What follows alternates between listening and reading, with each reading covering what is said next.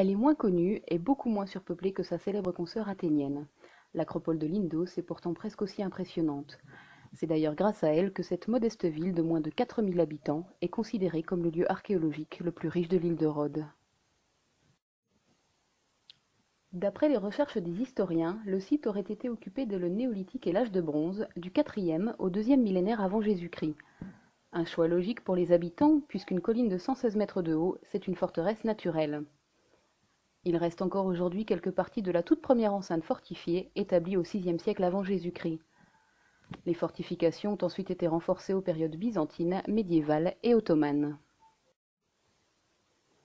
En octobre 1307, les chevaliers de l'ordre Saint-Jean de Jérusalem ont saisi le château qui se dressait là à l'époque. Ils ont installé leur siège au sommet du rocher. Leur grand maître se serait réfugié dans la citadelle 10 ans plus tard, suite à des désaccords au sein de l'ordre et des tentatives d'assassinat sur sa personne. En 1522, la garnison a dû se rendre aux Turcs. Ces derniers ont occupé le lieu pendant plus de 3 siècles, d'où de nombreuses traces de leur influence dans certaines parties des ruines.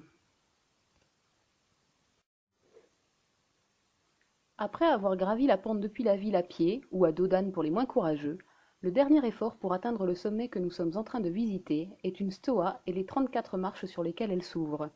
On profite alors d'une vue panoramique sur Lindos et la mer. Les premiers travaux de restauration ont été menés lors de l'occupation italienne au début du XXe siècle. Mais comme pour le Parthénon à Athènes, ces efforts ont généré de nouveaux problèmes au lieu d'en régler. Mauvaise qualité des matériaux, corrosion des renforcements de fer, parties de monuments réintégrés au mauvais endroit, tout a contribué à endommager et dénaturer le site. Heureusement, les erreurs ont été corrigées de 1985 à 2008 grâce à des projets menés en collaboration par le ministère de la Culture grecque et l'Union européenne. Les colonnes ont été démontées et nettoyées quand c'était possible, remplacées en respectant le style et les matériaux d'origine lorsqu'elles étaient trop mal en point pour être remises en place. Athéna a été vénérée ici dès le IXe siècle avant Jésus-Christ, mais d'après les historiens, la colline aurait accueilli le culte de divinités inconnues bien avant. Il faudra attendre le milieu du VIe siècle avant Jésus-Christ et le règne du tyran Cléoboulos pour voir se dresser le premier temple de pierre. Partiellement détruit par un incendie en 392 avant Jésus-Christ, il a dû être reconstruit. C'est ce qui est conservé et qu'on peut voir encore aujourd'hui. Le temple d'Athéna Lindia, de style dorique, mesure 22 mètres de long sur 8 de large. On peut y trouver les restes d'une table d'offrande et la base de la statue de la déesse. Selon le poète Homère, Lindos aurait participé à la guerre de Troie.